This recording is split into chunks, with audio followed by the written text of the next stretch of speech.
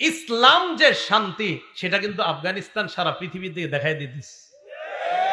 এবং যারা তাদের থেকে মুখ সরায় নিছিল, বলছিল না সমর্থন দিই না, এখন এরাও সমর্থন দিতে চাইতেছে। আফগানিস্তান গনেও নাই, আপনি না দিলে কি সমর্থন আমারে? এখন তারা বুঝিয়ে দিতেছে অর্থনীতি এটাও আমরা তুম করে শিখাবো, বুঝাইতেছে। এরপরে পানি ব্যবস্থা আমগরে আটকাইবা, এটাও তুম করে আমরা বুঝাবো। রাষ্ট্র ব্যবস্থা আমাদেরকে আটকাই দিবা, এরা বুঝাইতেছে না আরে তুম করে আমরা শিখাবো রাষ্ট্র ব্যবস্থা কারে কয়। অর্থনীতিতে আমাদেরকে আটকাইবা না, অর্থনীতি কারে কয় তো আমরা তোমাদেরকে শিখাবো। আরে মুসলমান তো এমনই ছিল, সারা পৃথিবীকে মুসলমান শিখাবে, মুসলমান অন্যর কাছ থেকে ধার করে শিখতে হবে না, শিখাই দিতেছে, সারা পৃথিবীতে শিখাই দিতেছে। যারা এতদিন বিরোধিতা করছে না, এরা কয় না এদের কাজ তো অনেক হয়। এখন আস্তে আস্তে কয়েকদিন পরে বলবে জি আপনারাই সেরা, তো সেরাদেরকে সেরা বলবে না কি বলবে? এই জন্য এগুলো ভাবনার বিষয়, এখনো ভাবনার বিষয়। আসলে ইসলাম শান্তি, ইসলাম আসলেই শান্তি। ইসলাম প্রতিষ্ঠিত হলে সব ধর্মের মানুষ শান্তিতে থাকবে। তো চারটা কাজ নামাজ, যেটা সূরা হজের 41 নম্বর আয়াতে আল্লাহ বলছে ইসলামী রাষ্ট্র ব্যবস্থার মূল মৌলিক প্রধান কাজ হবে চারটা। আল্লাযীনা ইম্মাক্কান্নাহুম ফিল আরদি আকামুস সালাহ ওয়া আতাউয যাকাহ ওয়া আমারু বিল মা'রুফ ওয়া নাহাউ আনিল মুনকার। আমি যাদেরকে পৃথিবীতে ক্ষমতা দেই, আমি যাদেরকে ক্ষমতায় বসাই, তাদের মৌলিক মূল কাজ হবে চারটা। এক নাম্বার, তারা সালাত কায়েম করবে, নামাজ কায়েম করবে, নামাজ প্রতিষ্ঠিত করবে। দুই নাম্বার, ও আতাউ যাকাত, যাকাত আদায় করবে।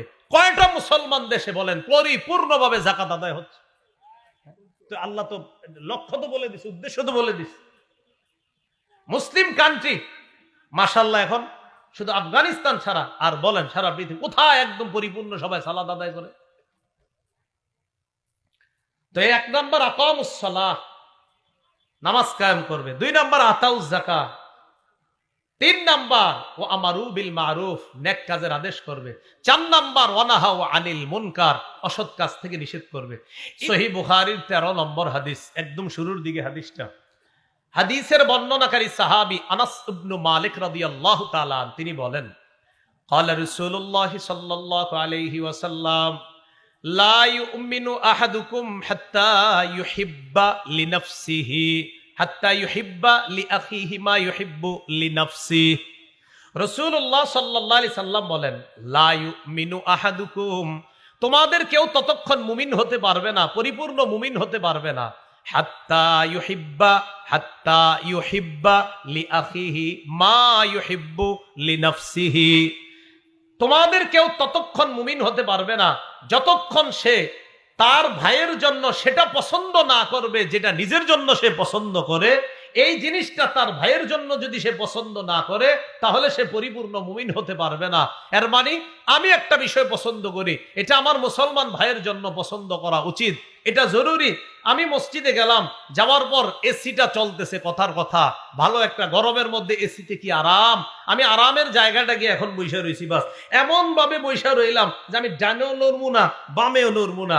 এখন মসজিদে কি ডান বাম নড়া ছাড়া উপায় থাকে বলেন?